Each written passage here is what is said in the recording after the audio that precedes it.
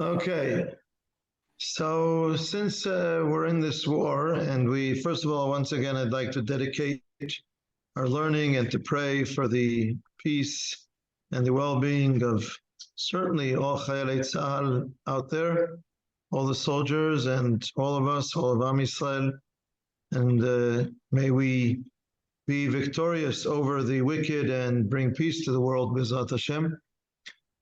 And tonight we're going to discuss, as we said, the question of to serve or not to serve. Is there a question? Because in this group or anyone else of our close friends, I mean, you may have some close friends who are Haredi. That may be true. I would even hope it's true, even though I'm afraid I can't say it for myself that I do. I have cousins, I have relatives, but I would think it's safe to say that we in our close circles certainly do not accept the idea of some people not serving in the army and things like that.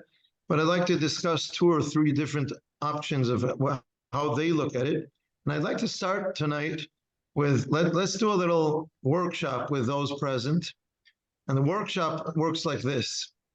You have to say, I am Haredi, and I don't serve in the army because, and you have to mean it. You have to put yourself in their shoes and try and say, I am Haredi and I don't serve in the Israeli army because of something you really believe in. So I know it's not easy. We're not going to force everyone to do it, but if we have a few people are willing to try the workshop, that would be good. Is this the connection to Emunah? What do you mean? I mean, like this is our class on Emunah, no? Yes. Okay. Is this like a debate type of exercise where you take a position which you yourself personally have to defend, but you don't necessarily believe in yourself? I don't, yeah, it's similar. I don't know exactly what you mean. It's not for the purpose of debate. It's for the purpose of trying to see, as you would say, there's a certain form of communication, a method of communication called imago, if you're familiar with it, where one of the things you do is you in Hebrew it's called leshakef. You try and express what the other person, if you're listening to someone, so you try and say to them, this is what I heard. This is what I heard you saying. And to make sure that you heard them properly, and maybe you heard 20%, and maybe you heard 50%, and maybe you heard 90%, and they still want to correct something to make sure that you hear them accurately and understand what they are saying before you can even start arguing with someone. Make sure that you heard and you understand what they're claiming. I'm sure in a lot of people who are arguing, whether it's a couple or whether these are people with different opinions who are struggling and quarreling over things, over issues, serious issues, a lot of their fighting is a misunderstanding. And if we can cut that part out, don't worry, we'll still be left with 20 to 50 to 80% of argument, but we'll be focused on what we're really accurately arguing about, the claims on either side, and not about what we misunderstood about one another. And then there's another stage where we call it in Hebrew le'ashesh, which means to kind of verify or to try and give I would say a good grade of being reasonable to the other side, meaning not I agree with you, but I understand that you can make that claim. The truth is, I think what you're saying is total nonsense, but I'm trying to look at it in a way that makes you reasonable, and then I'll argue with you. But you're not, because the other person you're arguing with is not just nothing. So there's no point in just making him look like nothing and just ignore, really, you're not really taking seriously what he's saying. So try and understand it. And the best way to do it is to try and get into his shoes and stand behind his position. So can anyone actually get into this position saying, I am Haredi and I don't serve in the Israeli army because? Okay, Mark is going to do that. No, but I'm not the only one. You guys got to help me. One at a time. If we get 3 people to do this, that's nice. I'll be willing to do it at the end. I can do it. I can do I'll it. help. First of all, I have to change my kippah, okay? That's number one. Look, from how I understand, I'm not sure that I'm going to be able to handle it exactly the way Rabbi Tzvi wants this to go. But look, from what I understand, at the beginning of the State of Israel, the formation of the State of Israel, there was a compact to try to resolve the issue of how do we make a modern country and yet also have Jewish learning and Jewish scholarship. And the compact, the treaty was made between the ultra-religious, ultra-Orthodox, if you wish, and the more secular founders of the state to say that, look, we need to have Jewish scholarship, and we're going to designate and allow that to be a form of service. And so that's what I'm doing. I'm doing my form of service. And if nobody would do this form of service, then we would have a serious problem, because would we still be a Jewish state? So I'm not going to carry a rifle. Sorry, guys. Okay, good for you, Mark. No. Sorry to. You're saying that I am Haredi, I'm not serving in the army because someone has to hold up the Torah learning in the Jewish people in the Jewish state. And if I don't, nobody else is going to do it. That's a valid claim. Okay, anyone else? But you could say that there are soldiers that take up the arms and the guns and everything. That take up the guns and everything, but my job is to take up the spiritual side, to have God protect us and everything. So I'm putting up the shield of God, but you are putting the shield of the weapons. So you're saying, I understand that we can't only trust, we can't, well, as we say, en somchin al hanes, we can't only assume a miracle is going to happen, but we do need the spiritual protection, spiritual strength to give the spiritual strength to the people who are carrying out the military mission. And that's my mission. My mission is to give the spiritual strength to the people who are carrying out, or for all of us, to the people who are carrying out the military actions. Thank you. That's two. And Netael. Yeah, mine is almost the same. I wanted to say that I'm not a fighter, but the fact that I study Torah, that I pray all day long, is the harm that I have to protect my people, to protect the state of Israel, and to protect the Ham Israel. So I don't fight with guns and with being in the army, but I fight with studying Torah and with all the learnings and all the prayer I have for all the people who don't have time to pray or to study Torah. You remind me, and I didn't think of this in advance, you remind me of what's called in Jewish, in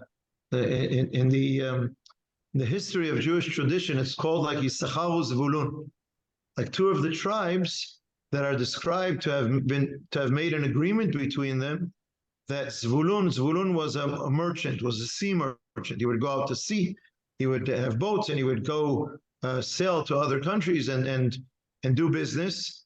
And he said to Yisachar, you sit and learn Torah, because when Yaakov, in 3 or 4 Shabbatot, we'll read this, Yaakov gives the different brothers blessings. He says to Yisachar, you sit down, which can be interpreted as you're going to sit down and study and learn Torah. And Zvulun, you're going to go out to the sea for merchandise. So there's a kind of agreement described being made between two tribes, where one tribe says, I'm going to work for you, and I'm going to provide for you, and I want you to study Torah. This is an agreement between two brothers. I want, one of us is stronger in learning, one of us is a better businessman. Let's make a deal between us. You learn with great energy, with what's called in Yiddish, with a bren. A bren is burning, with fire. You learn with fire, and I'm going to do business, and I'm going to provide for you, and we'll share this world's plenty from my business, and we'll share the next world's blessing from your Torah learning, and we'll share both. So you're kind of saying, I'm making that agreement with you. You do your part, and I'll do my part, and together we're going to share it. Yes, Mark. So Michael, sorry. Yes, Michael. Oh, Moshe. okay. I'll take the radical side of this that I haven't heard yet. I have a commandment to live in the land of Israel. It's a mitzvah. So I'm going to live in the land of Israel. I have a commandment to study Torah. I will study Torah in the land of Israel. But Mashiach has not come, and therefore any Jewish government in place in the land of Israel is illegitimate, and I'm not going to be in their army.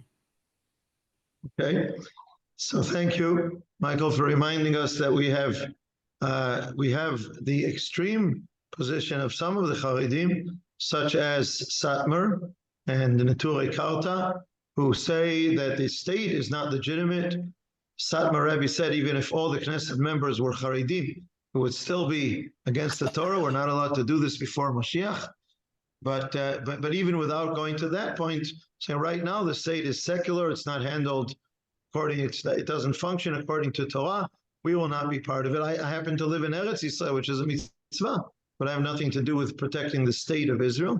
I will say that is in numbers, that is a small number of the Haredi world. It certainly does exist. And we're talking about Haredim who do take things and enjoy the blessings of the state of Israel, and yet do not serve in the army. Thank you, everyone. This was very interesting. You have to say you did better than my 15-year-old students with whom I did this once some years ago. Some of them were very. I asked them, I want to do some workshop with you. Tell me something that you're very much against. And the thing that came up was they're very much against Haredim not serving in the army. And I said, okay, we sat around in a circle, and everybody has to say, I am Haredi and I don't serve in the army because. And it took a while until some of them could actually say that. And they said certain. What? And they, after we completed the circle, asked them, has it changed anything about your perspective? And one of them, I remember, said gave a very important answer. And he said, until now, I thought it was 100-0. Now I think it's 90-10, meaning I thought I was 100% right and they're 0% right. They're totally wrong. And now I hear that there is something about what they're saying. I still think it's 90-10. And I am going to the army, and I'm very much against them not going to the army, but I don't think they're total idiots. So I said that's valuable. It was worthwhile doing it for that. If you look at someone you're disagreeing with and say, I think it's 90-10, but I don't think he's a total idiot, I think that was worthwhile. And this was interesting, and you brought up different perspectives that are even good food for thought for me. You wanted to say something additional? Yeah, I'd like to add, you guys in the army, when you're contemplating doing stuff, you have to check with, with the rules of law, with the rules of war, and there's a routine, I think, that, there's all kinds of things that you have to go through. You have to check with lawyers to make sure that it's okay to do what you're planning to do in the army.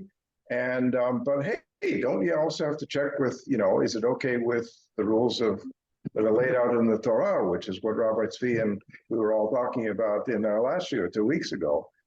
Namely, you got to behave yourself, otherwise we're going to have a problem with our moral compass, our religious compass. And so that's why I'm here. Help you guys figure it out. That's nice. You're saying, I'm going to study Torah and I'm going to give you religious and moral guidelines from the Torah, from my Torah study for your military service. That, by the way, is expressed, coming back to our reality, that is expressed in the Israeli military rabbinate. The Rabbanut is not only part of the Rabbanut in TZAHAL, is in charge of kashrut in the military posts, putting up an eruv for Shabbat, or situations like now at war. I quoted one Shabbat in Shul, the halachot. Every Friday, the Rabbanut puts out a halachic document, like a 3-page document about halachot. I assume this week they'll have halachot about lighting Hanukkah candles. If you're busy waging war in Gaza, you're exempt from lighting Hanukkah candles, okay? You're exempt from keeping Shabbat. You don't have to keep Shabbat. But if you're in the surrounding Gaza, but not in the war, then what you do, what you don't do. So all kinds of guidelines. And there are people whose military service is done in the Rabbanut. They study in a Beit Midrash in uniform, and they study issues like this, like what does the Torah say about a certain situation? That really does exist in Tzahal. It's interesting. And then there's a struggle, of course, between what is in Tzahal Chel HaChinuch, which you would call in English, what would you call it? Chel HaChinuch, the educational. Education of the soldiers? Sorry? Military education? Yeah. It's like, what would you call it? Chel, you have Chel Refuah. You have the infantry, Chel Raglim. You have the tanks, Chel HaShiryon, and you have the Chel Refuah, which is medicine, doctors, paramedics, and you have Chel Chinuch. You have people who, in their military service, work in education in two forms. One is Olim Chadashim, teaching them Hebrew, enabling them to become part of the army. Or even there was a social project of young men coming out of very dysfunctional kind of low level, what would you call it, socioeconomic background and that kind of thing. And Dafka in the army, in their military service, enabling them to grow in their abilities and their responsibility, and ending up being good soldiers in the army as an introduction to becoming good civilians in society, which was good citizens in society. So that's a very interesting project that TZAHAL did. But another aspect of Chel HaChinuch is that it would deal with what is Zionism, bringing to soldiers, what are we fighting about? What are the goals of our wars? What are the boundaries of our wars? And then it became a very big struggle in TZAHAL because they became very extreme in positions which were, well, we really shouldn't fight against this one and against that one and conquer this place and conquer that place. And it became very, I don't want to say the word leftist, but I said it. And then there were others who came with a different ideology, and the Rabbanut of TZAHAL in the time, it started in the time of the chief rabbi of TZAHAL who passed away. Again, I forgot his name. I've mentioned it before and I forget, and then I remember it later on. A person that I think highly of, but I don't remember his name right now. He was the Rosh Yeshiva of Yeshivat Itamar. He was called back to the army to be the chief rabbi of TZAHAL. He was for a few years, and then later on he wanted to donate a kidney, and while being checked for donating a kidney, they discovered he had cancer, which actually made his life longer by a year or two because they discovered it earlier than they would have otherwise. But in the end, he died of his cancer, and I'm trying to remember his name. Rav Ronsky, there I got it, Rav Avichai Ronsky. And he was the first one who turned the rabbis in the army into what we see in Sefer Dvarim, and we discussed 2 shiurim back, as the Kohen Mashuach Milchama, as a priest who comes to the soldiers to give them ideology, to give them motivation from Emunah, from believing in the cause of Am Yisrael and Eretz Yisrael, and so on. And he turned the military rabbis into people who came and gave a lot of kochot to the soldiers.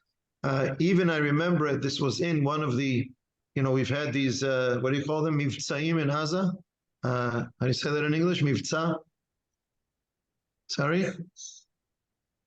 Different operations in Gaza, 2014, all these different things we've had over the last 20 years. And in one of them, he was the one who gave the halachic psak, the halachic decision that when the soldiers were going to the areas where they would get organized to start going into Gaza to go into battle, they went on Shabbat. Of course, for the soldiers, it was permissible. They were going into battle. But he gave the halachic decision that the rabbis can go with the soldiers on Shabbat, even though the rabbi was not going into battle. And when the soldiers crossed the border into Gaza, the rabbi would not be going with them, who was not a fighter. He was a rabbi, a military rabbi, not an active, not an active soldier in battle. But he said that it's part of the pikuach nefesh, giving them the motivation, giving them the support, giving them the spiritual strength, giving them a blessing before they go, like you see now, a lot of military rabbis and others giving out tzitzit and tefillin and blessings and saying, you've seen the movies of saying the tefillah, there's a special tefillah you say before battle. And they gather all the boys around, all the soldiers, and everyone puts their hands on the other one's head, and the rabbi says the prayer for all of them together, and that kind of thing. And it became a struggle in Israeli society, expressed as a struggle in TZAHAL. Who brings the ideology? Because there are two very different ideologies about what are our wars about and what is the main energy in our wars and so on. So that's an interesting aspect of what you were saying, Mark. And to go back to what all of you were saying before, very interesting, very interesting. But do these claims of yours, and I'm not talking about Michael, because Michael is Satmar, and they don't want to have anything to do with the state. I understand. We're going to argue with you, but I understand. We have a member in Kinol David whose cousins are Satmar Americans, and once another member of Kinol David was demonstrating with an Israeli flag outside the White House and took a picture, and there were also Satmar Hasidim demonstrating against the pro-Israel demonstration. And the guy and the member of Kinol David with the Israeli flag sent the picture, and the other member of Kinol David saw the Satmar Hasidim and said, "Oh, that's my cousin." So it's all in the family. And we have these different opinions. But if you understand that there is, even if you don't say Hallel on Yom HaAtzmaut, and you don't think that Medinat Israel is part of redemption, Geulah, but you live here and you enjoy the blessings and the advantages of the state, how can you justify not going to the army, even though you claim that you're bringing spiritual protection and you're making a deal with us, you're going to bring this and that one's going to do that, and all these kinds of claims? Does it justify that you are not performing military service? Let's see a few things about this. So you have here, I'm gonna go through two sources in English, discuss are they really relevant in this realm. Maybe a third source, very lengthy in Hebrew. I didn't have enough time to shorten it. So it's 4 pages long. It's a bit much, but maybe we'll take something out of it. And maybe another time I'll shorten it and be able to bring something more accurate from that. And then I'm going to add one other thing if we have time for all this. So I'm going to share screen. Let's see, where am I? There we are. Okay, I want this one. This is Maimonides, Rambam, in his Code of Law, Mishneh Torah. At the end, the very last, I say Seifim, the very last paragraphs, Seifim paragraphs, the halachot of Ilchot Shemitah. So for some reason, at the end of Ilchot Shemitah, he brings the following halacha. You see, before there were other things, and now comes halacha 10. It says the entire tribe of Levi are commanded against receiving an inheritance in the land of Canaan. He's discussing the tribe of Levi. They don't get a portion when the land of Israel is allocated between the different tribes and families. Shevet Levi does not get a part in the land. Shpachat Demlin, sorry. We're gonna confiscate your apartment and use it for Am Yisrael, and you're gonna have to live somewhere else. You don't get a part in the land. On the other hand, you get Trumot U'Masot, so don't complain. But you don't get a part in the land. And the Rambam says, I'm skipping 11, going to 12. Why did the Levites not receive a portion in the inheritance of Eretz Yisrael and in the spoils of war, like their brethren? When Am Yisrael goes to war and there are spoils, they divide it up between the soldiers, and Shevet Levi doesn't get a part because they were set aside to serve God and minister unto him and to instruct people at large in his just paths and righteous judgments. The Leviim are designated for spiritual work as ministers of God. As the Torah says in Deuteronomy and Dvarim, as Deuteronomy states, they will teach your judgments to Yaakov and your Torah to Israel. This is in Parashat Vezot HaBracha, when Moshe mentions the different tribes and mentions Shevet Levi. And what he has to say about Shevet Levi is not where you're going to dwell, but what you are going to do. You're going to teach Torah to Am Yisrael. Therefore, they were set apart from the ways of the world. They are spiritual. They work in the Mikdash.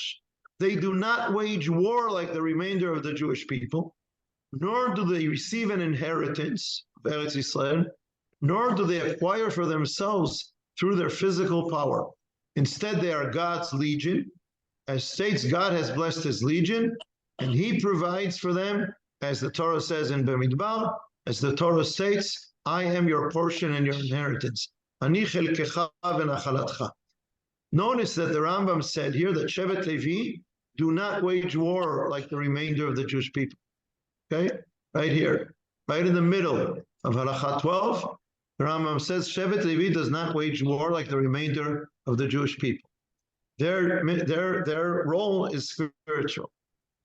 The Rambam continues to Halakha 13. This is the last one in all of Ilchot Shemitah, and he says the following: not only the tribe of Levi, but any one of the inhabitants of the world whose spirit generously motivates him and he understands with his wisdom to set himself aside and stand before God to serve him and minister to him and to know God, proceeding justly as God made him, removing from his neck the yoke of the many reckonings which people seek, he is sanctified as Holy of Holies. God will be his portion and heritage forever and will provide what is sufficient for him in this world, like he provides for the priests and the Levites. And thus David HaMelech declared, King David declared in Psalm, God is the lot of my portion, you are my cup, you support my lot. So the Rambam says the tribe of Levi does not wage war, and anyone else who is not from Shevet Levi, but wants to sanctify himself, is motivated to dedicate himself for spiritual life, to stand before God, to take off, to remove from his neck the yoke of all the reckonings, of all the different things that people deal with in life. He's not interested in that. He doesn't want to do business. He doesn't want to work and make a living. He doesn't want to have to deal with buying and selling and taking care of physical needs in this world. He wants to be sanctified and to serve God. So he can do that, just like the tribe of Levi. If you take these passages, these halachot, and you put one and one together, the resolution is that not only Shevet Levi, but anyone who seeks as a spiritual motivation and aspiration, can take upon himself a spiritual dedicating himself to spirituality, to Torah learning and performing mitzvot, and not deal with worldly things, and therefore he will be exempt from military service like Shevet Levi. This is one of the main sources that are quoted to justify the idea that I am going to devote myself to something spiritual, and I, like Shevet Levi, and I will be exempt from military service. Eliezer. But he quotes David, who was hardly a hermit. Eliezer is saying that Rambam is quoting David. David was a military leader. He went to wars. He sings in Tehillim and in Sefer Shmuel. He has a great song, which is at the end of Sefer Shmuel and in chapter 18 of Tehillim, where he describes both how Hashem helps him win the wars and also how Hashem wins the wars for him. But he was a soldier. He led armies. So you're saying, how can you quote David? But he quotes David to say Hashem is my portion, but it doesn't have to be in the same way as David, because he does say that the Leviim do not wage war. So I would say, first of all, this is very controversial. What is the source of the Rambam? It's not simple at all. It doesn't appear that this is something that the Rambam derives from wherever he derives it, but it's not clearly expressed neither in the written Torah nor in the oral Torah. There are certain sources where you can find something like this. It is certainly not clear, and it's not clear about what kind of war are we talking about. And we have mentioned in the past there are different kinds of wars. There is what the halakha, the oral Torah, this considers, Torah Sheba'al Peh, considers milchemet reshut, wars that are permissible, but they are not mitzvah. And then there is milchemet mitzvah, a war which is to defend the people of Israel from enemies is a milchemet mitzvah. A war to enable Am Yisrael to settle in Eretz Yisrael is a milchemet mitzvah. So, and the law in milchemet mitzvah is that everyone goes to war, even the famous Mishnah in Masechet Sotah, even, we discussed this, remember who? Anybody remember? Even who goes to war? Satan. Chatan, even Chatan mechadro v'chala mechupata. One of the issues, interesting issues to discuss is the kala, is the women, but that's a whole other topic to discuss. But certainly the Chatan, even the Chatan has to go back to war, and that's happened in our wars, and it happens in these days. A soldier comes out, has a wedding, maybe has a day, maybe a week, it goes back. So if given that, Shevet Levi certainly is called up from Milchemet Mitzvah, and therefore in the state of Israel, when what we're fighting for is survival, is to against enemies who want to annihilate us, that this wouldn't hold for neither for Shevet Levi and certainly not for someone else who wants to be like Shevet Levi. Another point is that even if Shevet Levi, it's totally unclear, absolutely unclear. Where does the Rambam take this from? What does he mean? To what extent is this actually carried out in halacha? But even if you say that it does for Shevet Levi, halacha 13 is not comparing one-to-one everything about Shevet Levi to someone who wants to dedicate himself to spirituality. It means if you want to leave worldly things, God will provide for you. You have faith in Hashem. You have bitachon. You want to what's called in Hebrew, listapek b'muat. You want to be able to live with very little worldly things in this world. You want to deal very little, as minimally as possible, with worldly things and not have to waste your time and energy on it. And therefore you will have less. You will live somewhere, apparently, not homeless. They'll have a very small apartment. My mother has a cousin with 14 kids. It's a later point in their life. I think it was his father-in-law, bought them an apartment in a Haredi neighborhood in Yerushalayim, where I think they had 4 bedrooms, and they had a bigger living room where they could have a folding table that would fold into the wall, or you can open it up, so each kid would have a place to do his studies or his homework. But originally they lived in a 2-bedroom apartment with a living room. 1 bedroom was the parents, 1 bedroom was the 7 girls, and the boys slept in the living room. And this is the way they lived. This is what they believed in. So it's admirable. You don't have to agree with them to admire that they're willing to make these sacrifices. But it's one thing to say, I take upon myself and I will have less. It's a different thing to say, I take upon myself and therefore I'm going to exempt myself from other responsibilities. Are you going to say, I study Torah, I dedicate myself to Hashem, to Torah, to spirituality, therefore I don't have to? Give an example. I'm exempt from tefillin. This is an example the Khatam Sofer gives. I should have brought this. Maybe I'll bring the Khatam Sofer a different time. And it's fascinating. The Khatam Sofer lived at the turn of the 19th century, 1700s into 1800s. He fought against reform in Europe. Was a very powerful, I don't want to say extremist, but very adamant leader in the struggle of orthodoxy against reform in Europe at that time. And fascinating to see that he said that the way we live, the Haredim in Galut, that we study Torah, we're kind of separated from the world, is something that's right for the time of Galut. But when we return to Eretz Yisrael, all of life becomes a mitzvah. Fascinating. He says, just like you wouldn't say, when I'm studying Torah, I'm exempt from tefillin, so you won't say I'm studying Torah, I'm exempt from settling the land of Israel. He says that. It's fascinating to see. I would say at the turn of the 19th century, there was something happening in the world that people who caught on to it were beginning to notice that something is going to happen in Eretz Yisrael.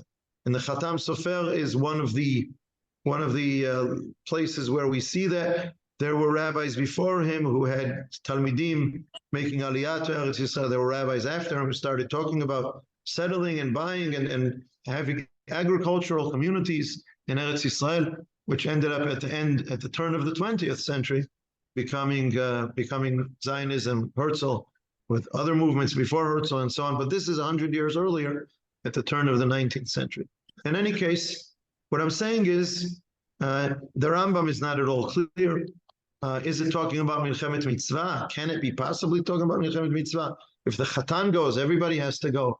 And even if Shevet Levi is exempt from something, that doesn't mean that someone who wants to spiritually take upon himself a spiritual mission and devotion like Shevet Levi does not necessarily exempt him from other responsibilities, including serving in the army. By the way, what is the mitzvah of serving in the army? It doesn't say in the Torah. There isn't a commandment in the Torah, thou must serve in the army of Am Yisrael. What is the mitzvah in serving in the army?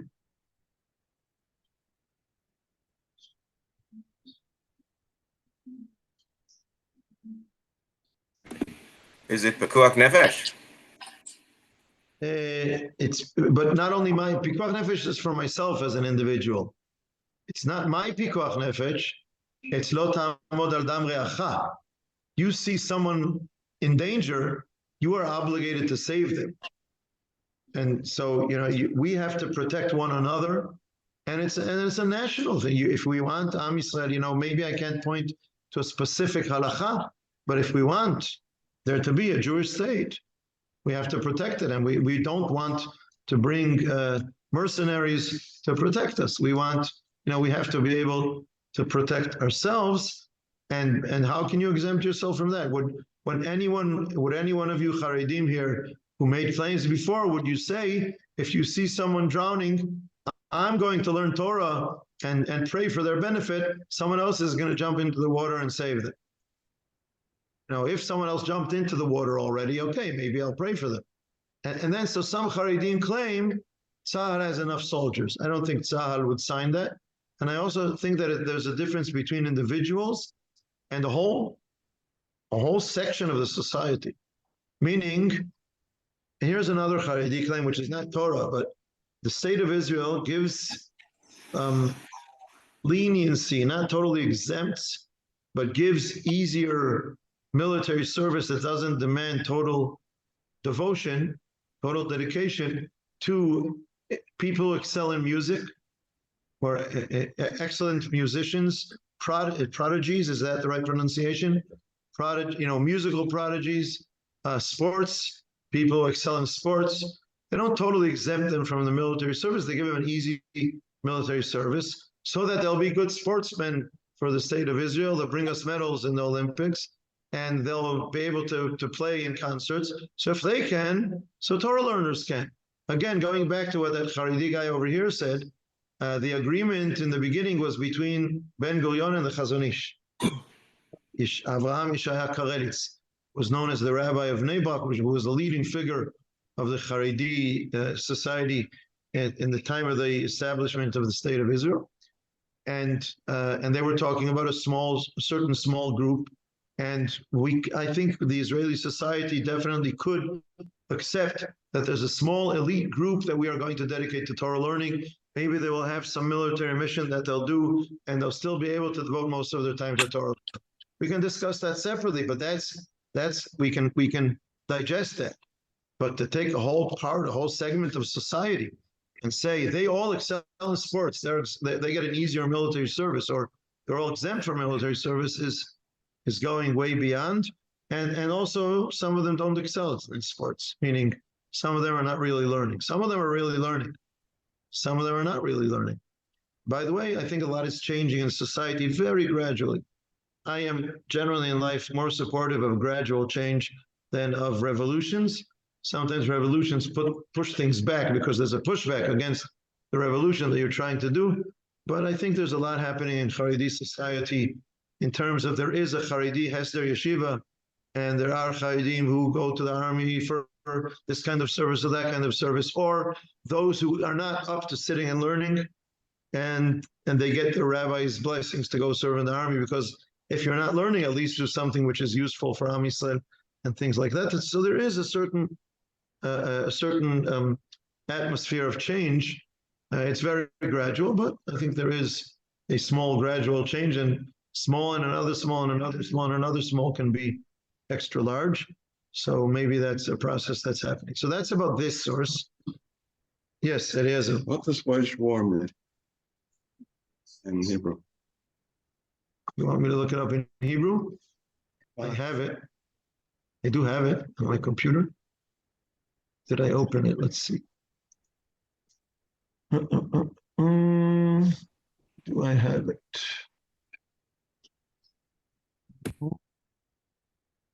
Yes, Rambam. Lo orchin milchama. It means they don't go out to war. I do think it means they don't go out to war. Okay.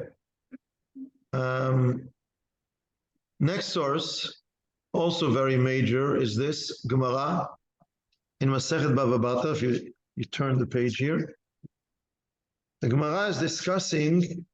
Masechet Bava Batra deals with neighbors who have quarrels over property or all kinds of things like that. And it's not only two individual neighbors, it can be a building, like take an apartment building in today's world. In their world, it was like an area, which was a small neighborhood, which had a wall around it, and everybody shared the joint outdoors, the joint yard, and had their private homes. And then they have quarrels over what should be done, shouldn't be done. Can the majority force the minority to pay for it, for things that they want to do, and so on? Can one neighbor force the other neighbor to pay for something that he wants to do? All kinds of arguments like that. And then it grows to a city. A city wants to build a wall around it. A city wants to bring in soldiers to pay a certain military group to protect them, and so on. And how much does each person have to pay? How much tax does each person have to pay? Do they pay taxes equally per head? Or do they pay per salary, per financial strength? You know, the richer pay more, the poor pay less, and all kinds of things like that. And then there's an argument that the Gemara Reish Lakish says, it's right here. The rabbis do not require the protection of a wall. As it is written, Pasuk in Tehillim, if I should count them, they are more in number than the sand. And the Gemara goes on to discuss who is more than the sand. It says about the people of Israel that they are like the sand of the sea. So who is more than the sand of the sea? So the Gemara says at the end that it means that it's not the righteous people who are more than the sand. There aren't more righteous people than the sand. All of Am Yisrael is compared to the sand of the sea. So it's impossible that the righteous alone are more than the sand. So the Gemara comes to the conclusion. What the verse means, however, is, I shall count the deeds of the righteous, and they will be more in number than the sand. Meaning the righteous people have such good deeds that they are better than sand that stops the sea. If then the sand, which is the lesser quantity, protects the land against the sea, how much more must the deeds of the righteous, which are a larger quantity, protect them? So righteous people protect Am Yisrael more than these soldiers or the wall that you want us to pay for. And therefore the rabbis, says Reish Lakish, the rabbis do not require the protection of a wall. They don't have to pay. The rabbis don't have to pay for the wall or for bringing this unit of soldiers who are going to protect us, because they bring us greater protection through their deeds, through their righteousness. They protect us more. They don't have to pay for the physical protection. Maybe we'll say, Nitael, like you said before, or was it Eta? We're not going to assume that there's going to be a miracle saving us. We are bringing in soldiers, but we have two things that protect us. One is the physical protection, whether it's a wall or a military unit. The other one is the righteous people give us protection even more, so they don't have to pay for the physical protection. And this is quoted. The words in the Gemara are these four words that I quote here. Rabbanan lo bayin etiruta. The rabbis do not need protection. They give us protection. They don't need protection. This is one of the major Haredi sources, claims that we are exempt from military service. Those who are rabbis, meaning not smicha, doesn't have anything to do with smicha. What does it mean? People who are totally dedicated to Torah learning, who don't do other things, who, this is what they do. This is what their life is dedicated to. Put it together with the previous Rambam and you see it's going in the same direction. If you dedicate to this, if you volunteer, you're not a Levi, you volunteer to dedicate yourself to this, are you, and the Gemara says that you give protection. So you don't have to, you don't need the other protection. So does this, and it is an argument in the Gemara. There's an arguing opinion that disagrees with this, but this idea is accepted in halacha. It would be very difficult. It would not be accepted in society today, but it is a halachic decision. And this is one of the main claims why people who are devoted to Torah learning should be exempt from military service. So let me give you a chance to say what you want to say about it before I say anything about it. Can I take off my already cap for a moment? Just for a moment, yeah. Just for a moment. Okay, so I'm going to take off my. Okay, I think this is the height of hubris, because is it only rabbis? All due respect, is it only rabbis who can be righteous? Good point. I would assert no. The Gemara said rabbis. And it doesn't mean those who have smicha. It means those who are dedicated to being rabbis, dedicated to teaching Torah, to studying Torah. Those the Gemara describes, those people who go around from city to city to give, a shear here, a shear there, a drasha here, give strength there. People are dedicated. This is what they do in their life. Okay, I'll put the hat back on. But you're right. There could be other righteous people, absolutely. But that portion in the Talmud is talking about those righteous people. Doesn't mean there aren't other righteous people, but it is explicitly discussing these righteous people. Meaning, I think your question is a question to the Gemara, but it doesn't counter the Haredim who take this Gemara as a source, this Talmud as a source, because that source is saying those are dedicated to Torah learning. You could ask the Talmud, well, what about other righteous people? Line of discussion really, excuse me. Line of discussion bothers me because, just anecdotally, one of just be as loud as you can. Okay. I know a Talmid Chacham, mathematician, who served in the army as a shomer, and everybody who knew him said the army should have been doing the shomer to him. But the point is that when you have a righteous person serving in the army, he's a magen for the country. And if the Haredim want to protect the country, they should protect it in a way which maximizes the ability to protect, like perhaps to hide in the south when the crops are going bad, or to have yeshivot in the south, and to say we're going to sit in a safe place, because even though we believe Hashem will protect us, it's better for us to sit in a safe place. That bothers me. Okay.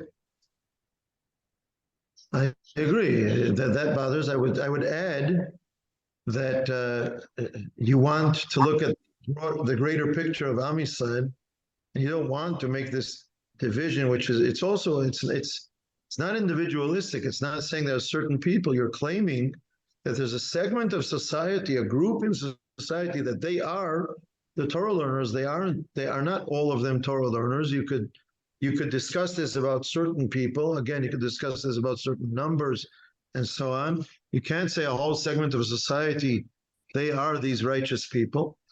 I would say it's very detrimental to the unity of society. If I mentioned before, when Netael spoke, I mentioned the agreement between Issachar and Zvulun.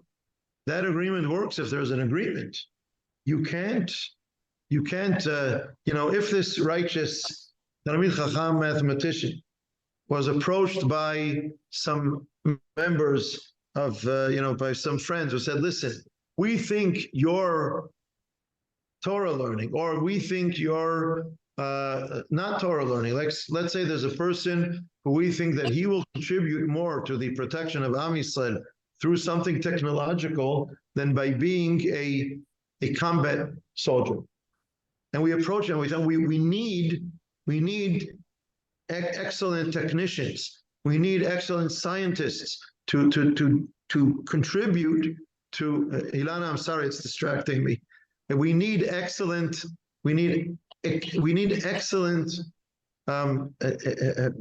scientists to do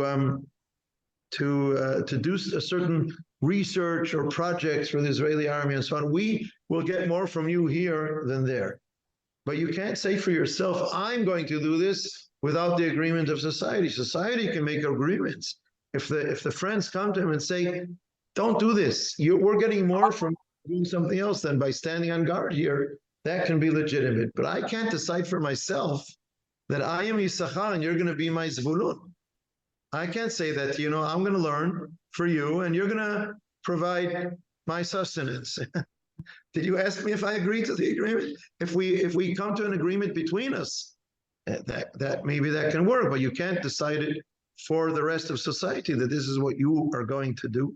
By the way, it's not at all clear that Gemara means they may be exempt, and this is very sensitive, and society today would not agree to it, and it would cause it would push people away from Torah rather than bring them to Torah. And there are other things where the Gemara says, for instance, if you have to go dig for water to find water, they have to take part because they do need water. Wait a minute, what happens to their righteousness that gives us a blessing that we'll find water? No, there they do have to go and dig for the water like everybody else, or pay for looking for the water like everybody else. So it's clearly not a black and white thing where they're exempt from everything. And maybe they don't have to pay for the wall, but does that mean that they don't have to serve in the military? That's a different thing. It doesn't go that far. It doesn't really go that far. And what I would like to show you, the last source I'd like to show you, that all of this needs a lot more lengthy discussion, but these are the things. Of course, we have to keep in mind that not one of us is honestly representing the Haredi position. Okay, if we want to be totally honest, we have to meet with someone who will believe in this and stand behind it, and a very wise person, a very knowledgeable person who knows all these sources and other sources, and he will staunchly stand behind this position, and we will argue with him. But I'm trying to give some understanding and knowledge of what are the main claims. And I'd like to show one more source. And it's a long one. See, you have it here in Hebrew. I haven't translated it. Don't think it exists in English. It was published by Harav Shlomo Yosef Zevin. If you see his name, Harav Shlomo Yosef is, the abbreviation is Rabbi Shlomo Yosef. Take the first letters. Rashi? So they respectfully call him Rashi Zevin, kind of comparing him to the great Rashi.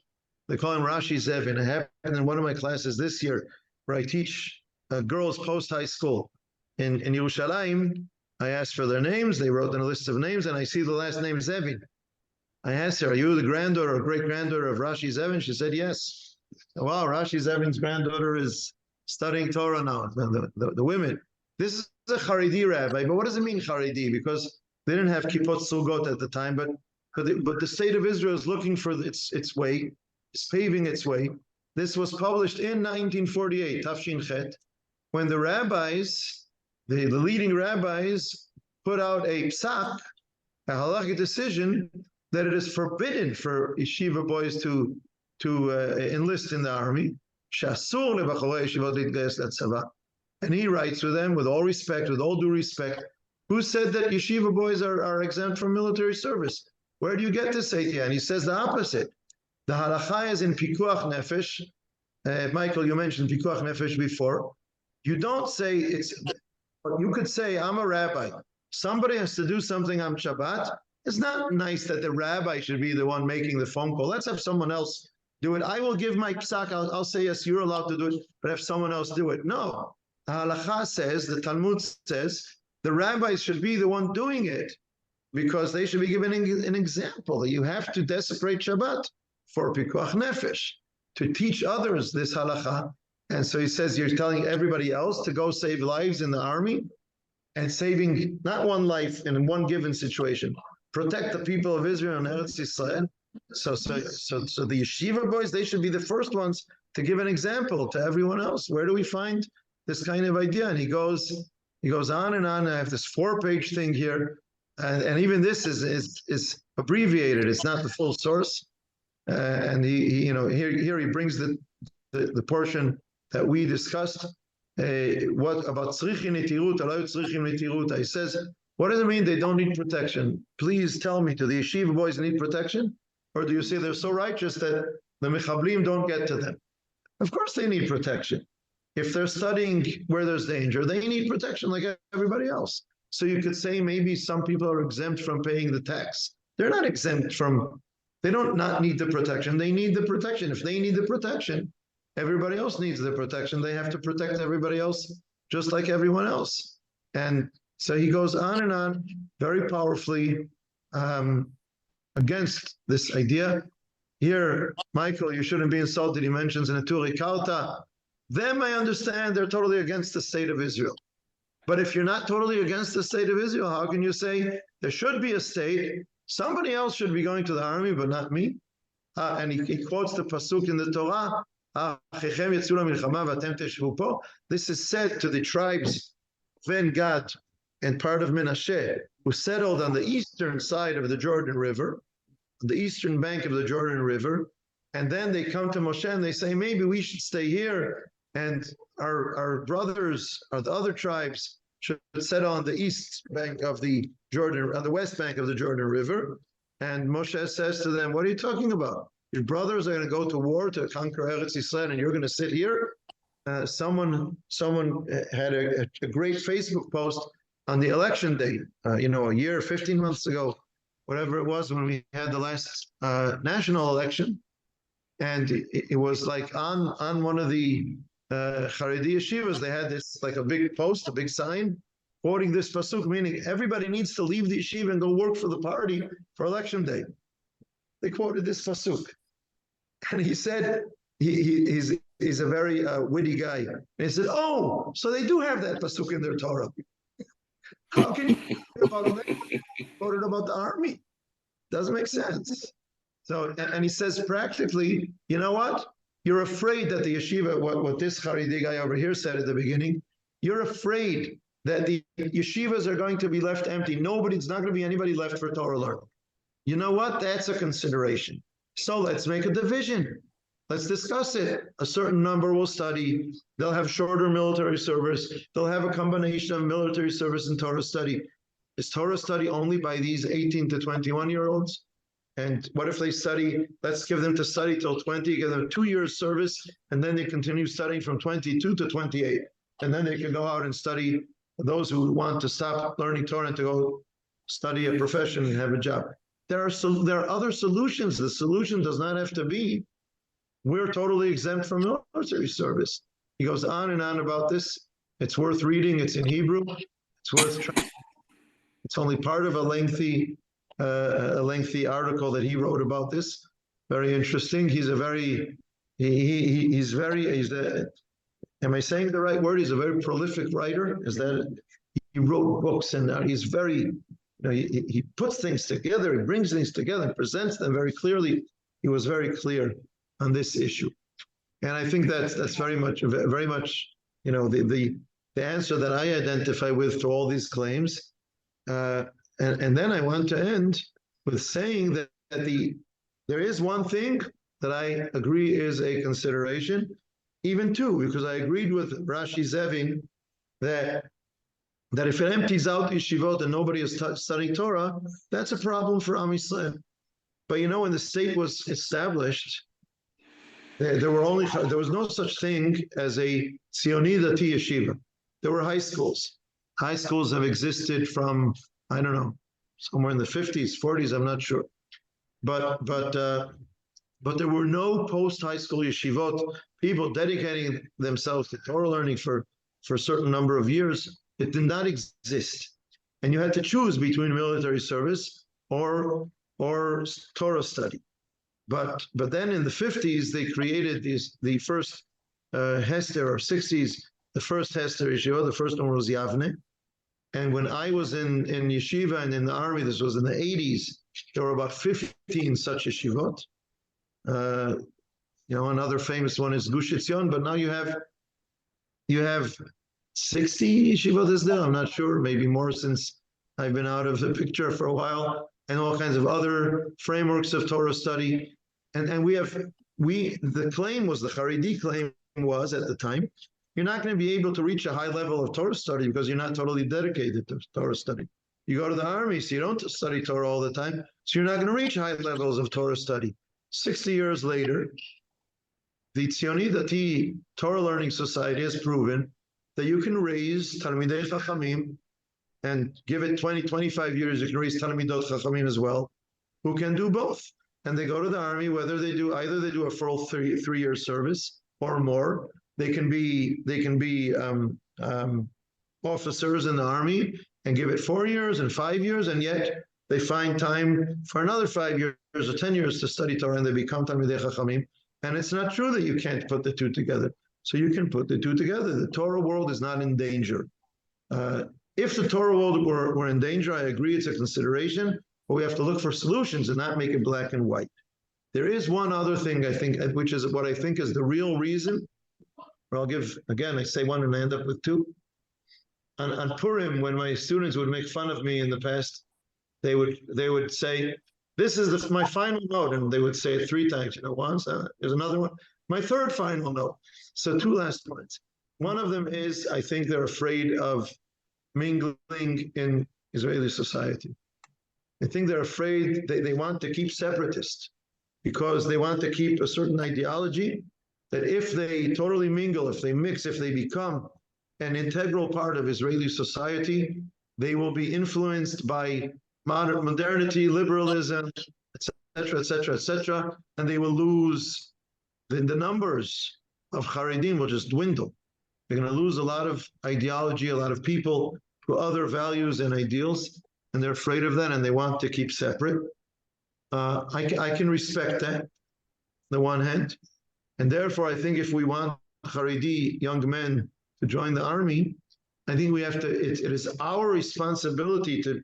We can't absolutely make sure of this, but to make an effort that they can be Haredim in the army, and they can end up Haredim after the army. If they come into the army and they don't have Haredi surroundings, and there's a price to pay for that, because they have units without women, because that's what they need, or with kosher food, or whatever it is, and they don't have Heter Mechira and Shemitah, whatever it is, they have to be able to keep up their Haredi way of life as soldiers, and to go back to Haredi society after they finish their military service. It's for us, one second, it's for us to see to that. But I don't accept, and if you can't perform the military service, and you can't be part of Israeli society and remain Haredi, then you have to ask yourself, what is my spiritual strength? Is it a moral option to say, I'm afraid I'm going to lose ways to other ideologies, and therefore you'll serve in the army and I won't? I understand their fear. I don't accept their solution. I have to identify what they're afraid of, to look for other solutions that they can live with. And as I said, something is changing. Natalia, you wanted to say something? Yeah, I just wanted to say that if one of the reasons is that they are afraid to lose the Haredi, and with being in the army, there are also other solutions that would be not to go to the army and do like a Shirut Leomi, or study, for example, in the morning and doing something in the afternoon, or something like that. Other solution, as you mentioned before, there is maybe other solution, not to be in the army itself as any other citizen, but try to find other solution to help the country, to help the people, and to be part of the effort you do to serve your country for 1, 2, 3 years. I don't know, but there is maybe other solution instead of being in the army itself.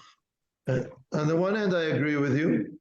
I would agree with you. On the other hand, I still understand why their leaders would be opposed to this. Because take, for example, Zaka. Zaka is mostly Haredi men. They have women as well, but they also have Kippot Sugot, but it's mostly Haredi men. And it gives them a appreciation from Israeli society. And that's already creating some kind of closeness. And they have Ichud Hatzalah, where they study to be paramedics, and they're all over the place with their motorcycles, and they can get to a place where someone is in danger faster than anyone else, earlier than anyone else, and save lives, which of course it proves that you can, find a combination of something that saves others' lives and continues having a Haredi lifestyle, way of life. But it also does chip away from their separatism from Israeli society. And they're afraid that they do Shirut Leumi, they become accepted in society. You know what? They will have more influence on society, which I may not be happy about at the end of the day, but they will have more influence on Israeli society. They'll be more acceptable. Their influence will be more accepted by Israeli society, but they will also be influenced. You can't escape from the fact that they will also be to some extent influenced. And okay, so you have to, I understand the fear. I don't accept the decision. That's just Newton's law of gravity, man. For every action, there's an equal and opposite reaction. Yeah. Tough luck. Yeah, but then I understand why they're taking this position. They're not presenting it honestly.